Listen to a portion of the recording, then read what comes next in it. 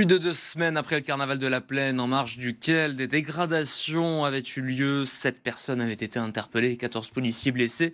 Nos confrères de Mars Actu révèlent cette semaine que la police des polices a ouvert une enquête pour des violences policières présumées, Isman Stambouli. Une enquête confiée à la police des polices, l'IGPN, et qui intervient un peu plus de 2 semaines après l'événement.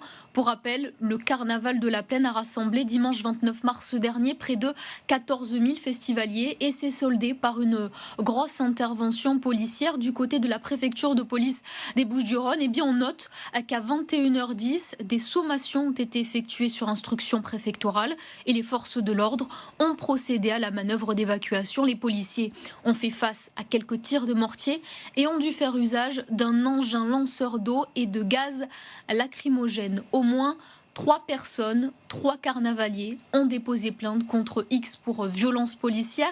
C'est le cas d'Eranka. Selon son avocat, il traversait simplement la place lorsqu'il a été interpellé par les forces de l'ordre. Eran dit avoir subi plusieurs coups. Il s'est vu prescrire 5 jours d'ITT et a reçu 7 points de suture au visage.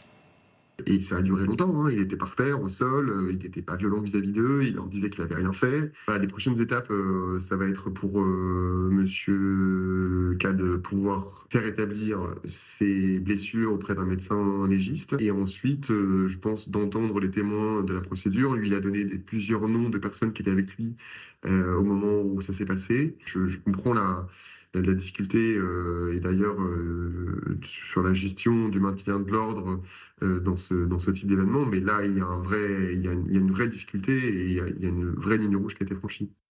Mais ce type de fait n'est pas inédit à Marseille. En 2023 déjà, toujours lors du carnaval de la Plaine, une enquête a été ouverte pour violence volontaire en Réunion. Cette enquête, elle a été confiée à l'IGPN après la diffusion d'une vidéo où un homme se faisait violenter par 2 individus soupçonnés d'être des policiers en civil.